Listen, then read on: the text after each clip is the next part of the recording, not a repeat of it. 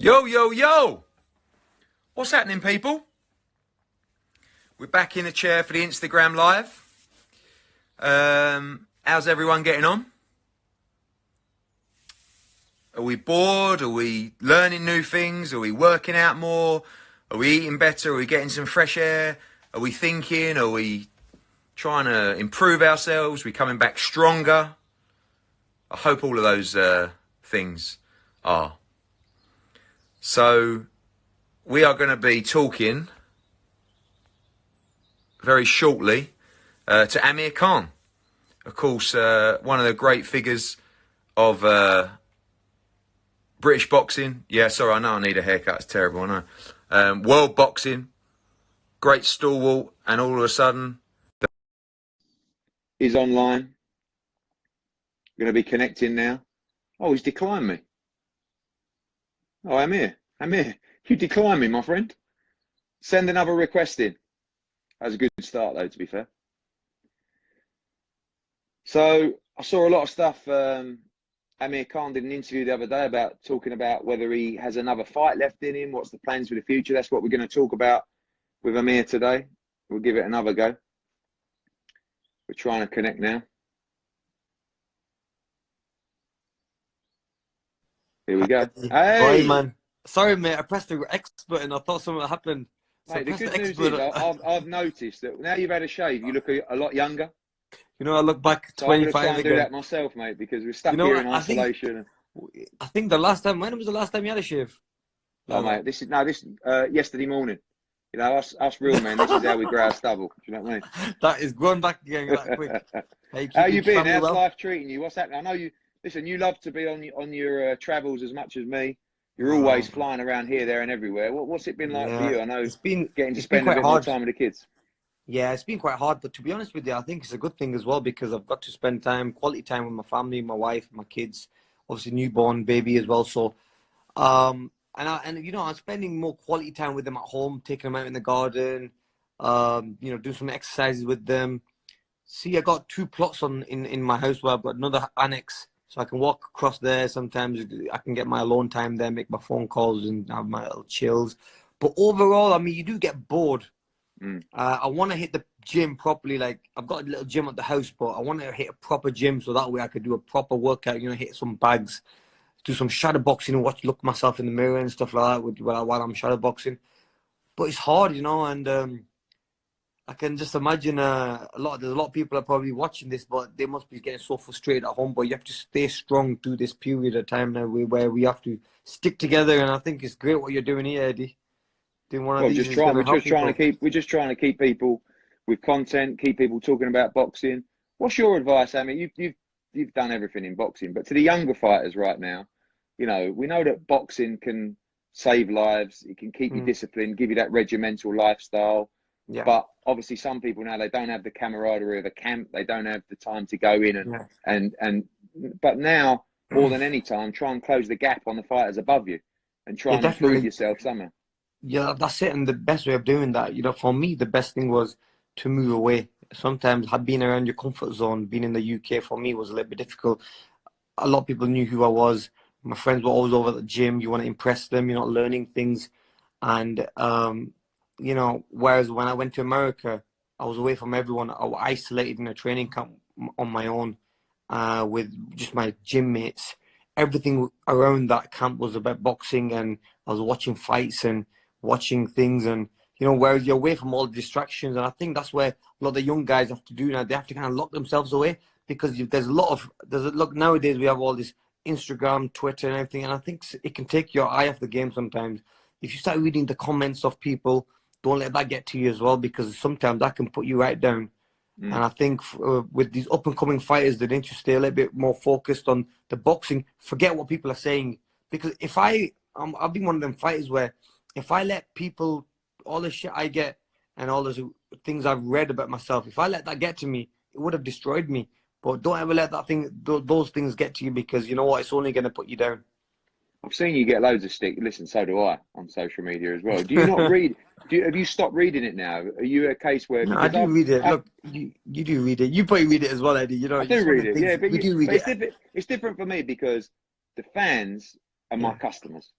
right? yeah, They're also your customers, but really you're a fighter. mm, So you're your own mm, man and you're in yeah, the toughest job of all.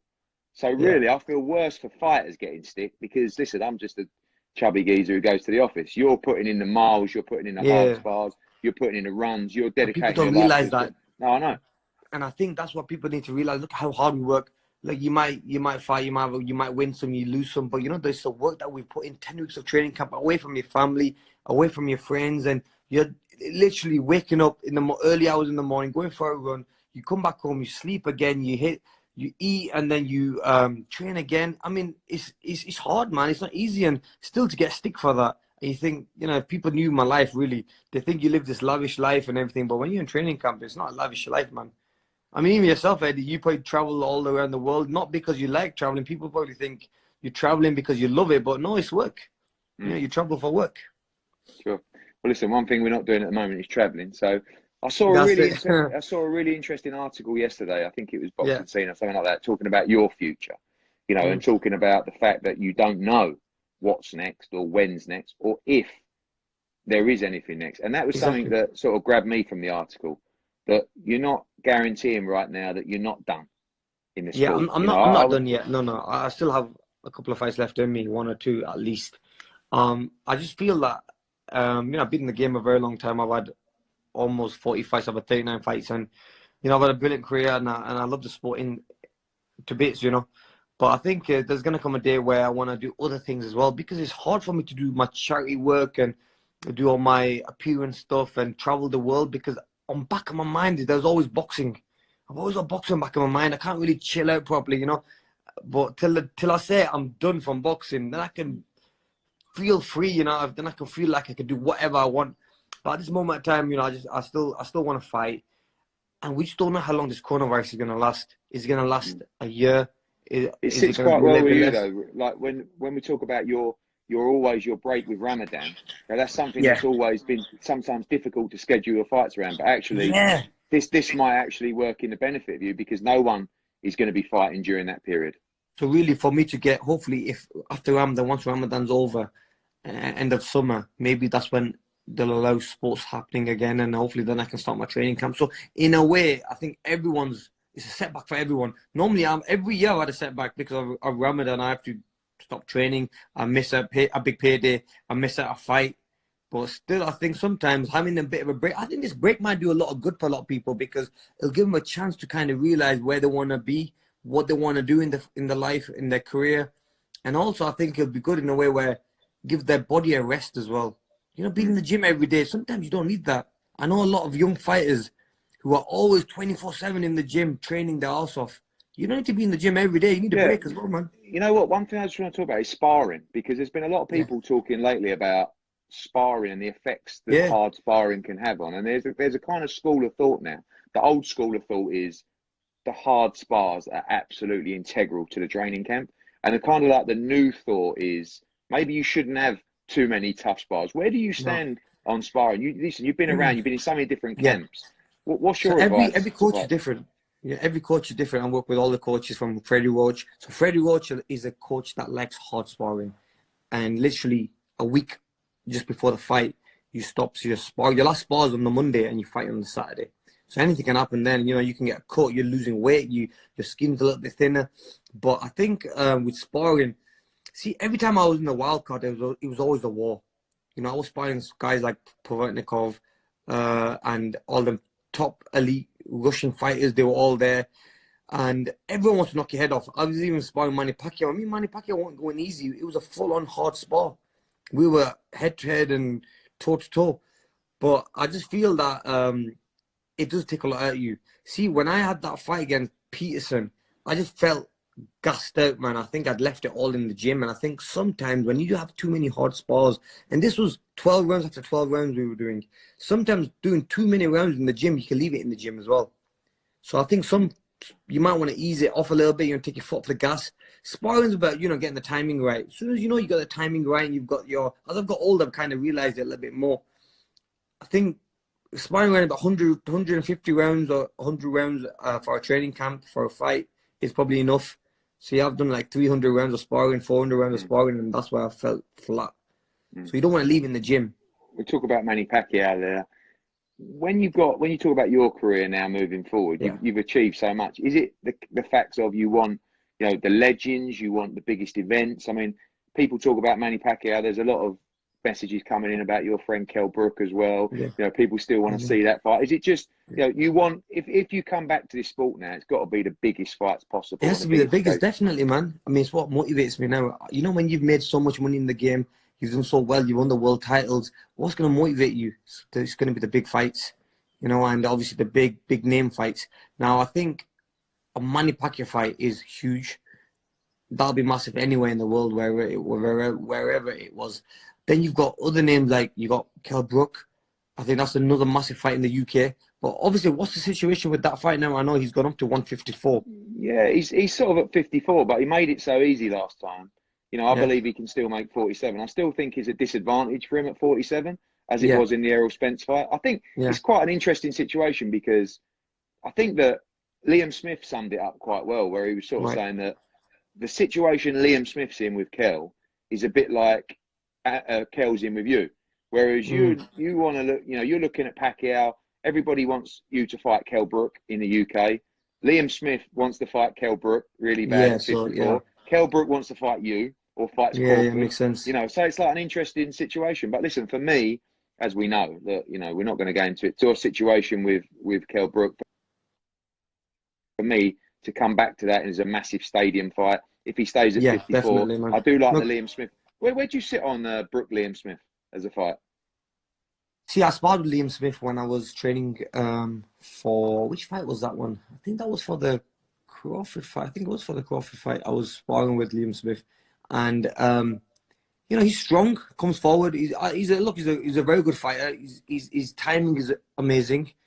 Look, at 154, probably not one of the biggest hitters, but he is quite strong with his body pressure and his weight. Like to use his weight and put that pressure on you. I mean, him and Kell Brook would be a 50-50 fight. I mean, it would be a good fight. I think Kell's accuracy is very good.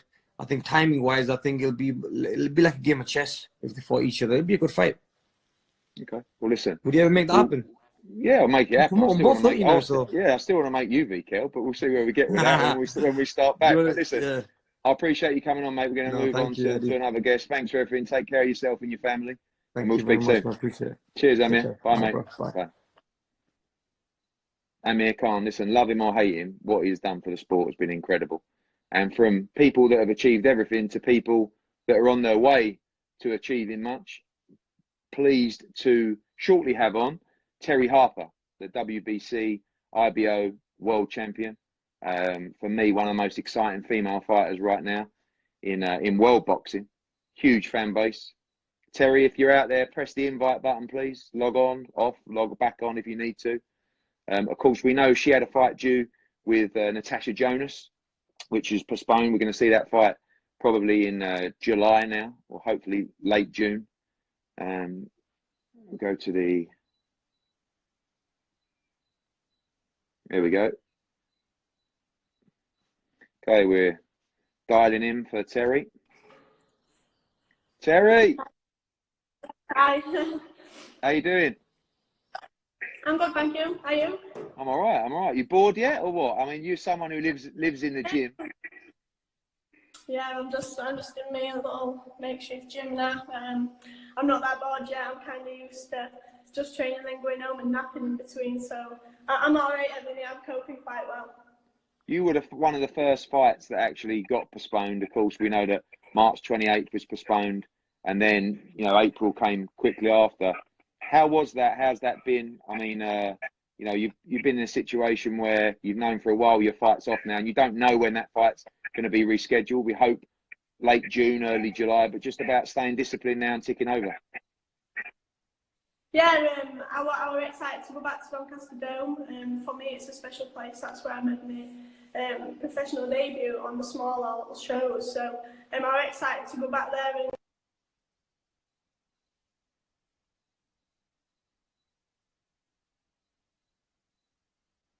Terry, I don't know if you can make your way over to...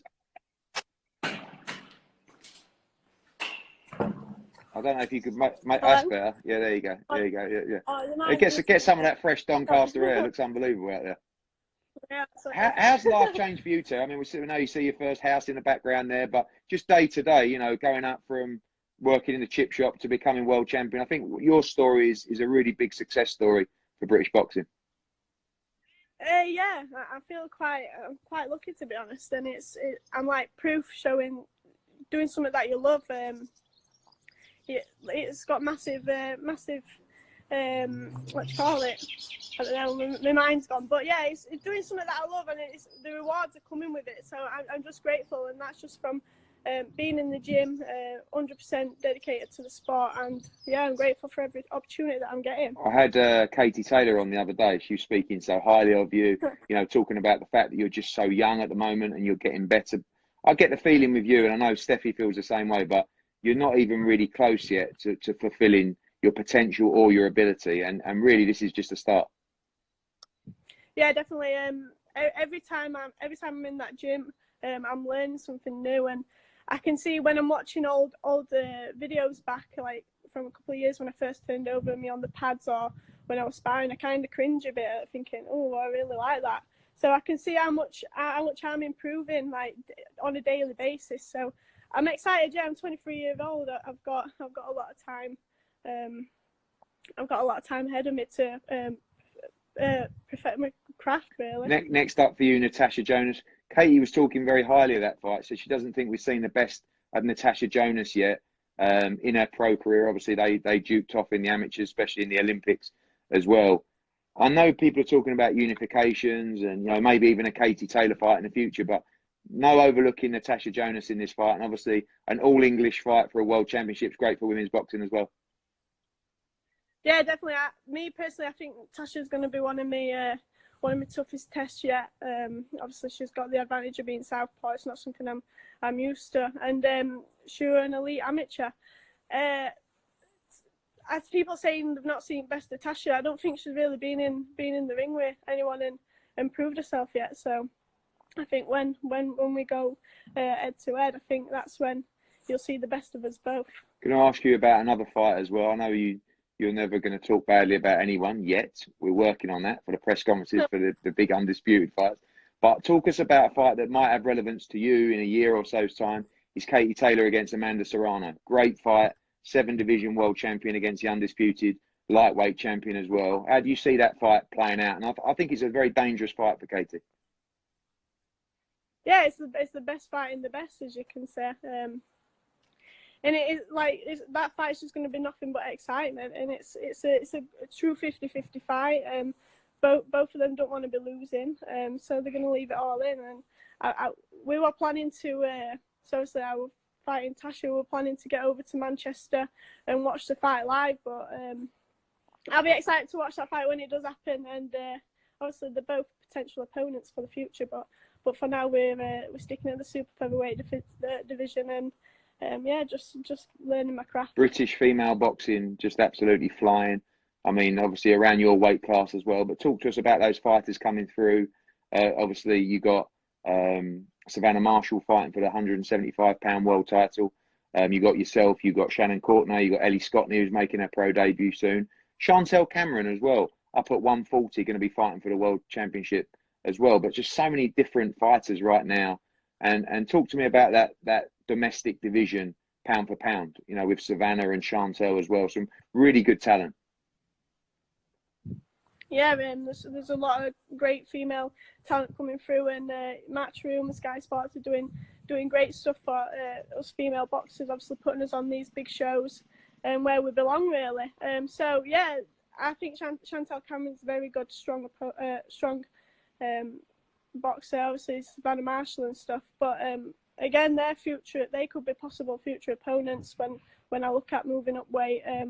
But yeah, keeping my eye on them all in all the divisions, because I'm a big super featherweight, and in time I'll end up moving up. So yeah, that is true. See you moving up to lower. And I love the way the women are fluctuating between the weight classes as well, taking chances and moving in to the big fights. Just in your division at the moment, super featherweight, we know you got Natasha Jones yet, but what do you think of the other champions as well?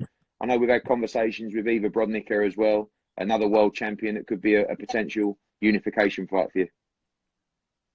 Yeah, so for me, I'd like to fight Brodnica, obviously.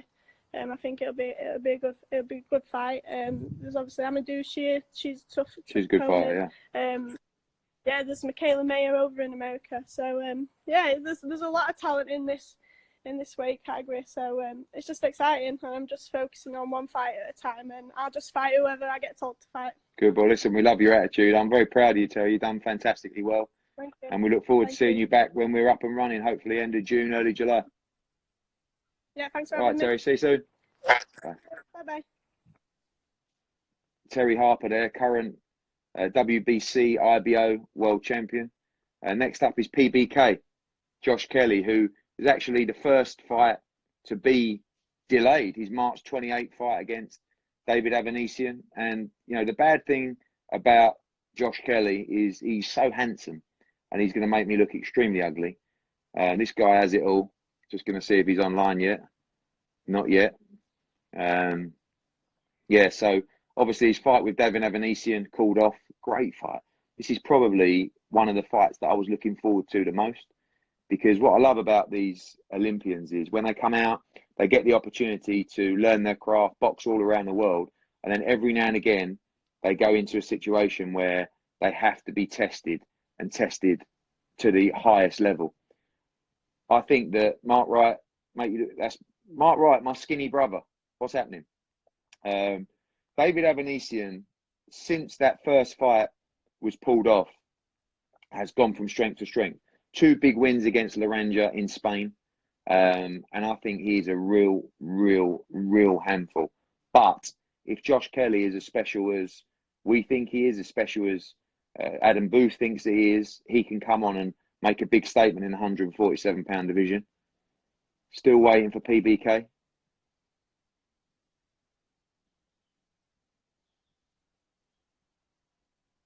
Still waiting. Do you know what? As it goes, is Josh? Let's have a look. He's not online, so do you know what? I'm going to bring. Let's bring a little random guest in. I think.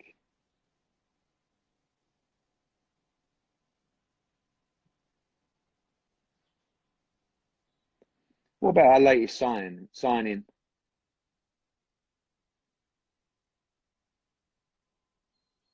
Aqib Fayaz from Manchester. We'll give him a little. Hey! How's it going, Ed? You all right? You've only got a couple of minutes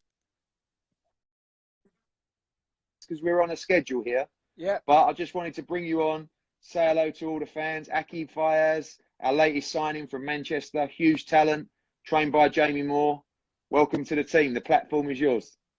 Yes, thank you, Ed. Nice introduction there. I'm looking forward to it. Can't wait to be out now. Just waiting for this coronavirus to be over and just looking forward to it.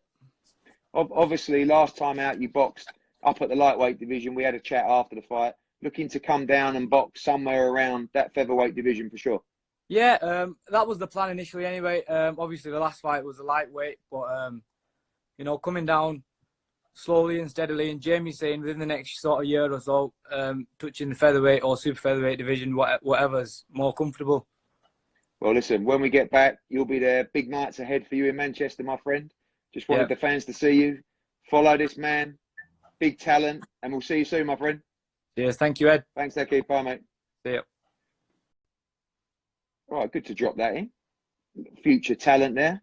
Right, PBK, where are you? Here we go. PBK in the house. This handsome individual from Sunderland. I think he's had a skinhead, actually. PBK. How are? What you been doing? How are you, lad? Sorry, mate. Well, you weren't there. And I've been trying to get in the chat for ages. Okay, mate. Sliding in. You've been sitting there with you all day, lad. Mate, I love that, but I wish I had a hairline now. I'd take mine straight off. You can. You've got to get yours done. Be sweet. Listen, I'm going to be off to Dubai soon to get it all patched up, mate. Patched up. How's things? We know. I was just saying there, your fight was actually the first fight that was cancelled. Unlucky, because a couple of weeks later you would have got away with it. Spoke to Adam, he was gutted, said you're absolutely flying in training. How disappointing was that? And obviously keeping yourself in shape now. I was flying. Like, that was the disappointing thing. I was proper flying. I was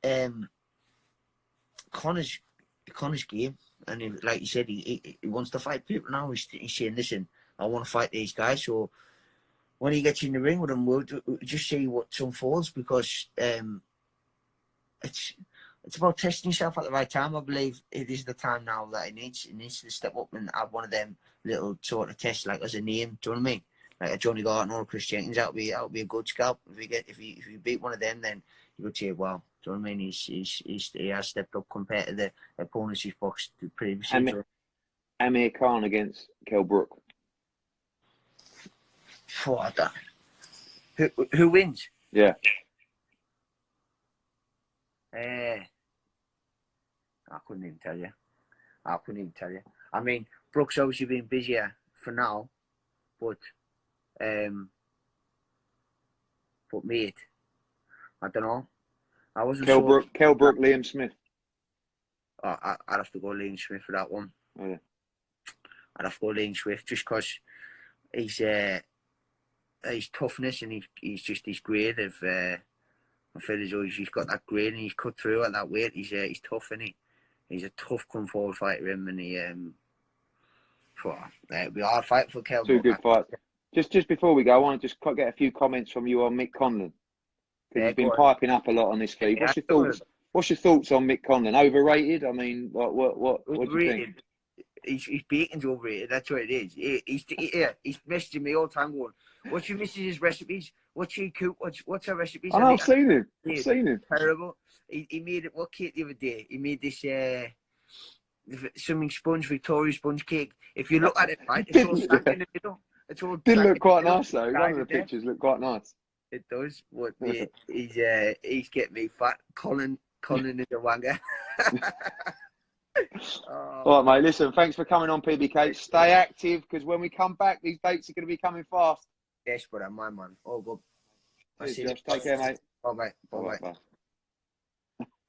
Thanks for the input, Mick Conlon, as well. We're going to go to a fighter now that I really, really rate highly. A guy called Kash Farooq. Some of you would have seen his fight with Lee McGregor. Absolutely brilliant fight. Personally, felt he should have won the fight, but was a very close fight. Thank God it wasn't on my card, because I would have got loads of stick. But this young man is a great talent. Just trying to find him on the...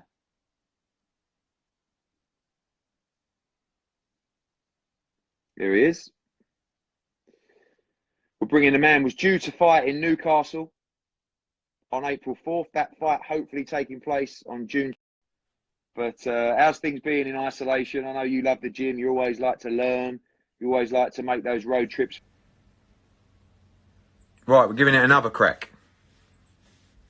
Is that any better for you? Here we go. I think we're back now. Sorry about that, guys. I got 4G in it, but I'm not on the Wi-Fi for some reason. I will connect for that shortly.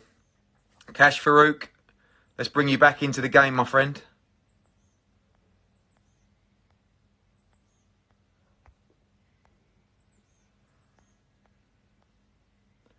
Right, we're back in the game. Sorry, guys. Can't believe people moaning. Oh, Eddie, this is just not good enough. I mean, bloody hell, Eddie. Okay, no, leave it out, mate. I've had to interrupt the caviar for this one. Kash, he's coming back on soon, apparently. Apologies again, guys. No, I'm not having it. I'm not having it. Right, here we go. We'll try that again. Farooq.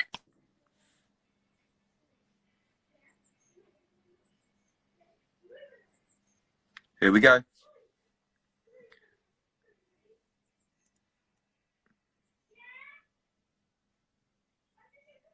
Bringing Kash Farooq in.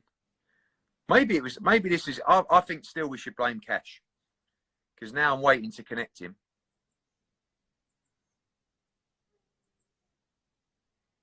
Harvey Wall, take your time, Eddie. Sorry, mate. It's unacceptable behaviour, to be honest with you. Can't believe I've taken the liberty to come on and set this all up on Instagram and not deliver. Sorry, mate.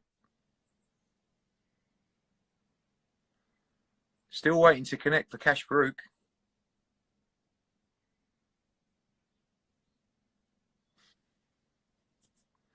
Right, we're going to cancel that one. Let's try and get him back on. Kash Farooq, where are you? There we go. Right.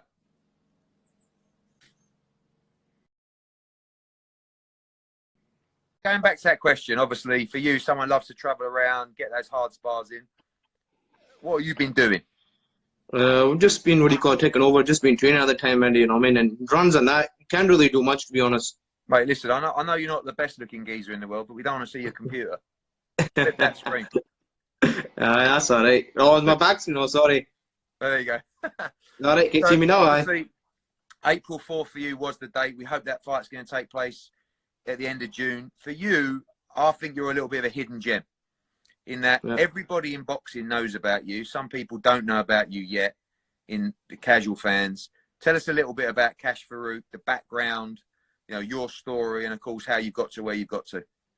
I started boxing, I think 2010, and, I've been just at this game since, and, we came to this country about, I think, 2002, all my family, and, we came to Glasgow, and, boxing, I think I just picked up and I fell in love with it.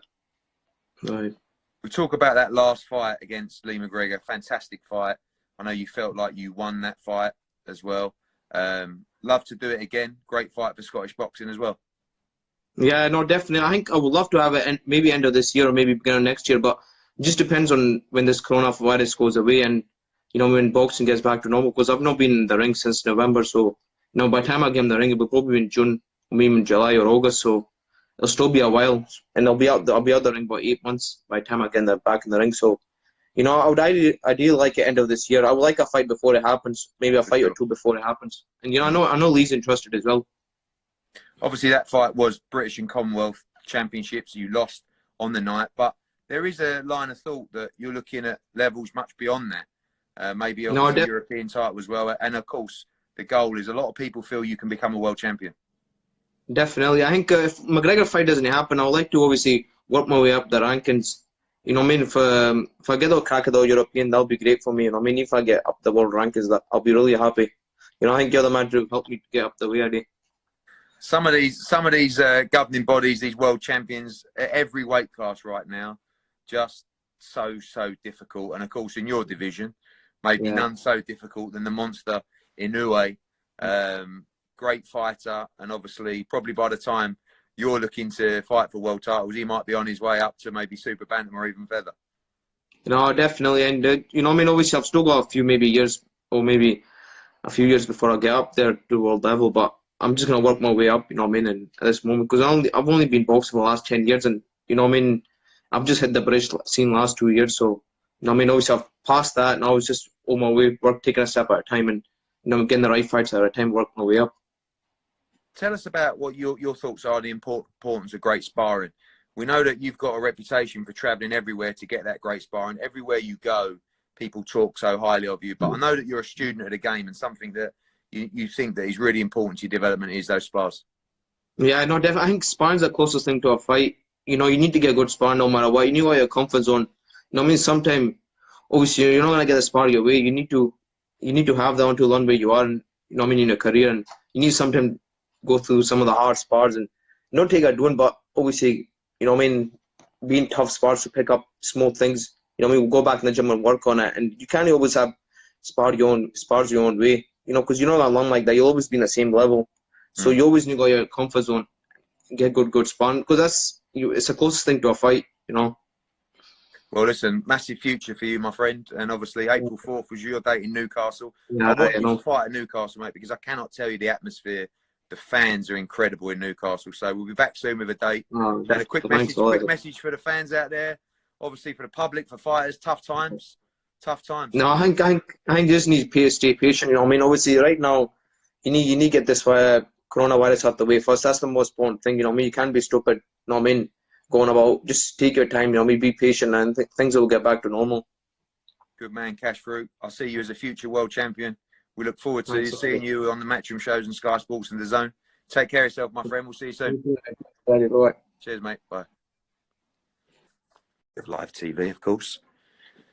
And we're going to see who's up next. I believe it's Lewis Ritson. We've got Lewis Ritson. We've got Callum Smith.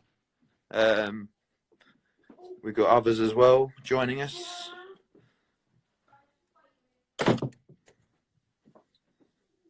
Right, who's up next, gang? Let's get the charge on. Right, we're good.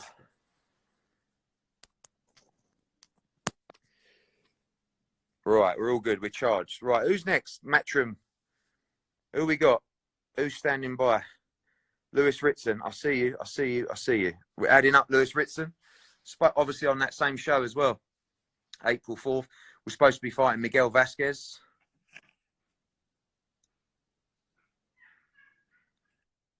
Yes. Well, you've had a short one. Hello. Oh, sort of in between. Yeah. Did you change your mind halfway through? Oh, going very thin on the top, Eddie. So. I know, mate. Well, aren't we all, mate? Don't worry about that. Don't worry about that. How's things, mate? I saw, obviously, April 4th was your day. Wasn't too far away. Bit of a kick in the nuts, but nothing anyone can do. What's the situation now? Just trying to tick over and stay ready? Yeah, back home from Hartlepool for a few weeks and just hit the gym with my dad 7 o'clock every morning with the old man. Just ticking over, just trying to stay half fit until Fano gives us the call to go back.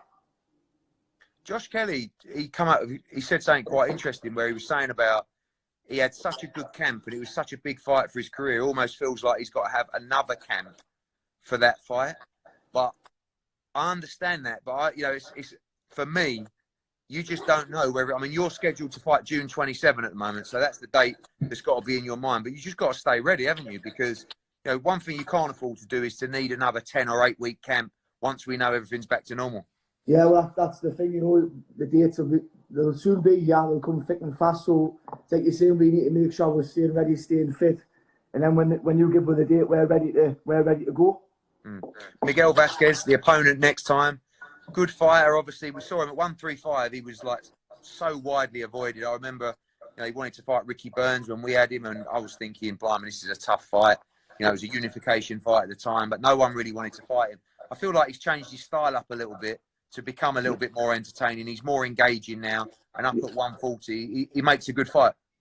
No, he does, and like you say, when I went face to face with him for 140, you see him quite big. His head was massive. It was even a bigger head than my mate Robbie's. So, and so it's gonna be a tough fight, and it's gonna be entertaining, and the crowd will be excited by it. Obviously, in Newcastle now, it's just been sensational, like the rise. Everyone knows about your love for Newcastle United Football Club. Yeah. We always know you're very opinionated, Ritson. What's the latest? What's the thoughts of the people up there? Or are you staying clean on this one? I'm saying I won't get involved. I'll put a tweet on about last year about Newcastle and I got absolutely hammered. So yeah. I'm staying clean. I'm staying out of it there. We'll just make Ashley out. That's all I'm saying. Yeah. Okay. Listen, with the when you look at the division right now at 140, obviously, yeah. You've got the two biggest fights out there, which are Taylor against Ramirez.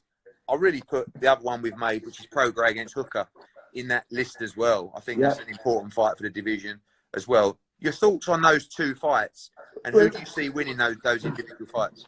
To be fair, we had a slight feeling if we had got past Vasquez, we could possibly have the winner of Hooker in Prograis off you, but we're going to get past Vasquez first. But I think Josh Taylor is number one. I think he's the man, and I think Prograis will get past Hooker. That's an outdoor fight for me. No, that's James's part. I mean, I think one of those world championships could become free if those guys go undisputed. Could be you against the winner of Prograis Hooker. Now that's the big outdoor fight.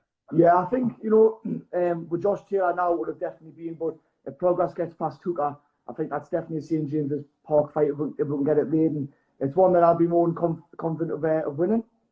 Where do you think you are now? I always remember when we were joking about when you beat Robbie Davis, and I was saying about the Josh Taylor fight, and you were like posting, going, "Bloody hell, Eddie wants me to get a patient." I was like, "Mate, don't say that. We're trying to sell this fight." But no, it's like confidence-wise, like you're only one fight away from having to take a fight like that, anyway, aren't you? Is it just that you're not a guy to just shout from the rooftops and no, I'm not that type of lad, but I'm a fighter, Eddie, and whoever you put me in with, I'll be 100% confident with the right training. If I come my A game, I'll beat any of them. I mean, like I say, Josh Taylor is the special one out of them, I believe, and I think he's the hardest fight. But if that fight ever got made, I wouldn't be shying away for it. I wouldn't be going just to make the numbers up. I'd be going in there to get stuck in and win. We had Josh Kelly on recently, and I was just talking about, I really feel that when we come back from this, I feel like fighters are going to be moving quicker because I think they're going to think, blimey, like you just never know what's going to happen. I need to get those big fights in. If you've got 2 or 3 fights penciled in this year, or you were hoping, then half the year's gone already. So you need to move faster, and if you want them big fights, take your same opportunities will come, and the dates will be there, and we've got to make sure we're ready and take them. I know he's at 47 and you're at 40, but you can't help think that one day, and even for a catchweight, or even for a world championship or something, it's a huge fight for the Northeast. Huge fight. And those kind of fights don't come around very often for the region. And I think it's a bit like the Corner Brook fight. I think it'll always be there. Even though me and Kelly haven't really talked about it, if you brought that to the Northeast, it would be absolutely massive. And I mean, even for 147, it's not like I'll walk around at that. I'll walk around a lot bigger than that. And I believe there wouldn't be much in it between me and Kelly, and I think it'll be a great fight for the future, and hopefully one day he's down to it and I am. Yeah, great fight, mate. Great fight. Well, listen, thanks for coming on. Just a quick message to your fans, to the people. Obviously, I saw you with an interesting post, which was literally like this is frustrating for everyone, but this is a serious time. We've got to look after our family, and there is a bigger picture, and boxing will be back. Boxing will be back, and it'll be back bigger and stronger. So people just got to listen to what my Boris is saying, and stay inside and stay indoors and stay isolated. And hopefully this will all blow over and we can get back there and entertain the fans in some good fights. Can't wait to be back in Newcastle, mate. Appreciate you coming on. Stay safe. I'll see you soon, mate. You too, Ed. Thanks, Lewis. Bye, mate. Bye. God, you know what? I wasn't even thinking about Ritson v Kelly. It's a big one, that is. Right, final one. We appreciate everyone staying on. For me, one of the top fighters, pound for pound, definitely one of the top British world champions in Callum Smith. We're going to get him up now. Let's see if he's online. Mundo is online. And after Callum, I'm going to just get one more random. Mundo, what's happening? Oh, how are you, Ed? You all right? Mate, how bored are you? Yeah, I am. Just sitting wallpaper and that. Is it? Oh, yeah. Little one there, looking beautiful. Yeah. Mate, spit at you. Hello. How's things, mate? How's things? Obviously, yeah, not bad. All good. We know that your date was looking like May or early June or something like that. So obviously now probably looking like the back end of the summer. Frustrating. I mean, you're a guy who generally boxes twice a year if the fight's big enough anyway. So maybe not the biggest delay, but still frustrating nevertheless. Yeah, it's frustrating. Obviously, I got in, started camp, started training at aiming for May, and then when this happened, it's kind of, if I knew exactly when I was aiming for, it probably wouldn't be as bad, but I don't even know what month to aim for, never mind what date. So it's a bit frustrating, but we're all in the same position. Everyone's in the same boat. We've all just got to just keep ticking over, ready for when we do get the green light to just all. I think it'll be a lot of shows back to back, so you've got to just be ready for one of them. I think I was just saying, like a lot of people, I think, although you're in that position anyway, fighters are going to be looking to jump into bigger fights sooner now because they've lost half the year anyway. We know it's a short career anyway, but for you, that's kind of irrelevant because you want the biggest fight possible anyway. But the position I was in anyway, I've always wanted the biggest fight possible, the best fights out there, and I still stand by that now. The minute the boxing gives the green light to go ahead, I'll be looking for the biggest fight possible for me.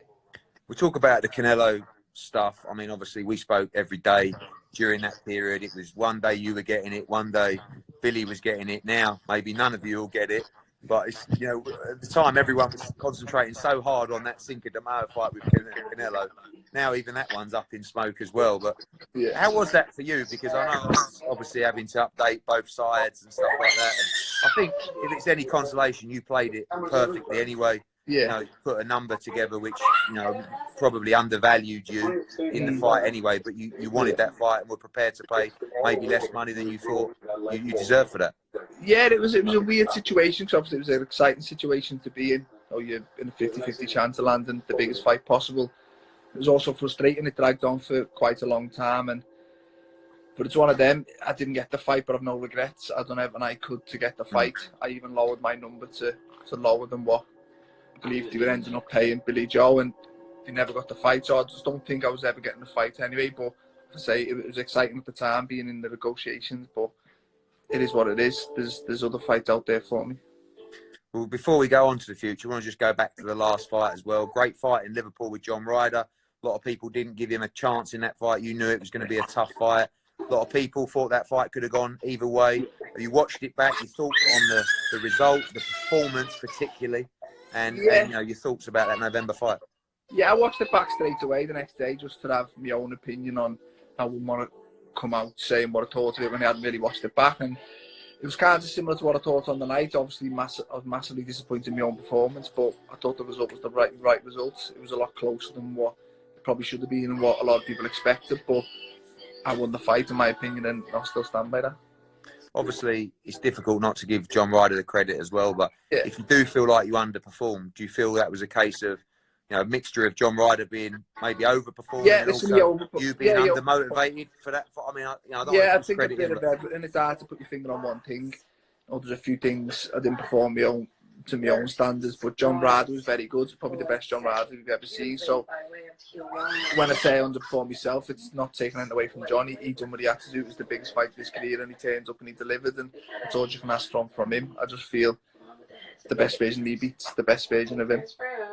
I asked Danny Jacobs the question the other day, which was, I don't know if you saw it. How did he rate the super middleweights as well? But I want to get your opinion on the other champions as well. There's 3 other champions outside of course, Benavidez, Plant, and Billy Joe Saunders. How do you rate those 3 in terms of ability? It's hard. Danny Jacobs is watching. He's just giving us away. So you might be fighting him next. I thought that's a good fight. It's a very good fight. By watching it, it sounds like he wants one more at the weight before a big one. But it is a fight I'd love, and it's hard to split the other champions. I think they're all unbeaten and they're all very different stylistically. I think, you know, obviously Billy Joe's talented, slick mover, not the biggest for the weight, but he's skillful. Plant's a good mover, but good boxing ability. I don't think the biggest puncher, where Benavidez probably doesn't have the boxing ability the other 2, but he's the biggest puncher out of them and probably the most spiteful. So fight with either of them. They're all tough fights, but they're all tough fights in completely different ways. They're stylistically very different, but you know, 3 very good fighters and fights I'd love to fight, whether it's 2020 or 2021. So we'll talk about Daniel Jacobs because he's online and watching as well. But great fight for you, one that we've talked about as well. Definitely one I can see happening, and a big fight in America as well. We know we looked at the Anfield fight for the summer, and it's a big UK fight as well. I know Danny would love to fight in the UK, but that's also a big fight for Madison Square Garden or New York particularly. Yeah, it's a massive fight. You know, I've got a lot of respect for Danny. He's a big name. Both Are you saying that just because he's online, or? No, I've always said that he's a good fighter. I like him inside the ring and outside the ring. You know, he seems like a gentleman, and he's a good fighter. Former 2-time world champion. I believe I'm the best in the world at 168, and I beat anyone in the division. And he's got a big profile in the States and in the UK, so it's definitely a fight. Now, if I can't get a fight with another champion unification fight, then it's probably the fight that makes sense more than any other one. So if I could give you your dream, I know that let's take Canelo out of the picture right now. And by the way, with everything going on in the world, you can't even rule out that you end up getting the Canelo fight next. But if you could fight one of those champions, who would you pick in the 68 division?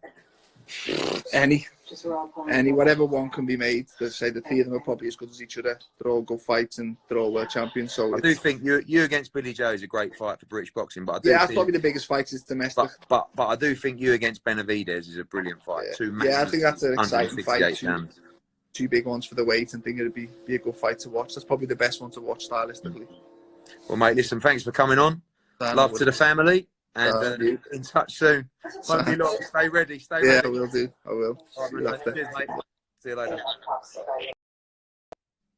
168-pound WBA Ring Magazine World Champ. You know, I'm just going to have a little look who's on, because we are due to wrap it up here. But as you know, I love to give you great value for money.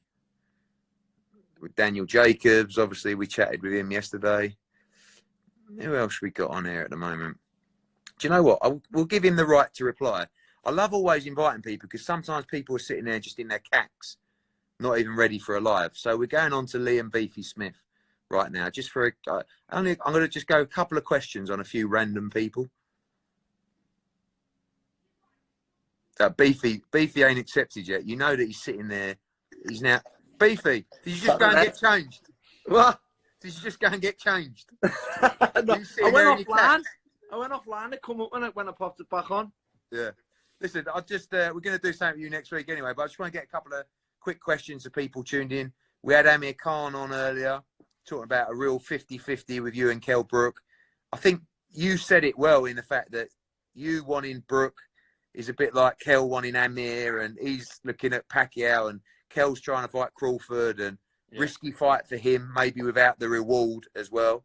But Josh Kelly picked you over Kell Brook as well. Yeah. Just a few words on that fight. We know you're sensible enough to know how the game works, but yeah, obviously a big fight.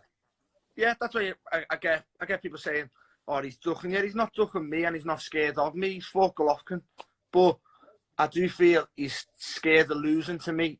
He's a bigger name than me domestically. He's probably a bigger name than me over in the States, but he's scared of losing to me because it probably ruins what his achievements have done. And the same with Khan. I think Khan's probably the biggest domestic fighter before Joshua, to make a name in the States. And I think Khan's probably scared of losing to Kell. So that's why I've always judged it as Khan's scared of losing to Brook, and Brook's probably scared of losing to me. That's always the way I've looked at it. Mm-hmm.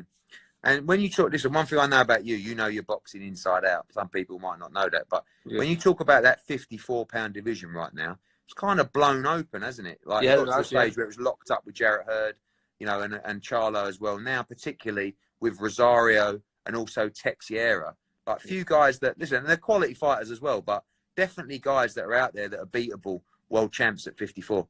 Yeah, you've got people who are getting old, you've got people who are struggling with weight now, and it's blew wide open. And now I think you've got a division with a lot of world-class fighters, whereas you've had some world-class fighters, but then you've had elite champions where the division's really locked up. Lara was like that at one stage, but he's a little bit over deal now by the looks of it. And the same now, you've got new champions, Rosario, Texiera, two who a lot of fighters just below them will fancy the chances with, and that's why I think it's going to be exciting again over the next 12 to 18 months. Do you think Texiera beats Castano? No. So you fancy Castano to beat him for the title, and then listen, you against someone in a final eliminator next for the mandatory to the winner of that. Yeah, well, as it stands now, Castano's 1 and 2, so as long as I keep busy, unless they order a final eliminator, then if I keep fighting when we're allowed to fight again, then I probably should be next in line for the winner, obviously after a voluntary defence. You were due to fight around sort of May time, likely to be sort of back end of summer now. How difficult is that for you? We know you've got loads of experience, you've been around a long time. Just keep mentally motivated and keep ticking over and stay ready. Yeah, it's just the hard part now. Obviously, we know now it's not going to be till the back end of June or July. So the hard part now is to keep yourself active and keep training when, there's not much things you can do really. Get out and run and bit of shadow in the garden. There's not many things you can do. So that's the hard part. What's going to be to stay ticking over until you can get back into a gym properly. Good stuff, Beefy. Well, listen, mate, thanks for coming on. Nice one, Ed. We'll be back soon. Hang in there. See you, mate. Take it easy. Bye, mate. All right, guys. We're just going to have a little look who else is watching. Do you know what we're going to do? We're just going to go on one of our other latest signings. Manchester's an important city for us. And got a lot of good young fighters coming out of there. Especially Zelfa Barrett, who we've just recently signed. I'm not going to do too many of these because the plan is over the next couple of weeks to sit down with all these guys. Zelfa is now putting his gear on because he was sitting there stark bollock naked, probably. We're just connecting. We'll give him a couple of more minutes, and if not, we're going to miss him.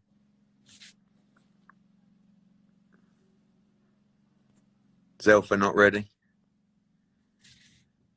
Right, people, listen, it's been a pleasure. We've been on now for just over an hour, I think. And we are going to make our way to go and do a little bit of homeschooling. All right, people, so thanks for coming on, joining us. We'll be back soon with another live. We'll be getting all our fighters on over this period. Stay safe and stay ready to all the fighters out there. Be ready for the call. Cheers, guys. Take it easy.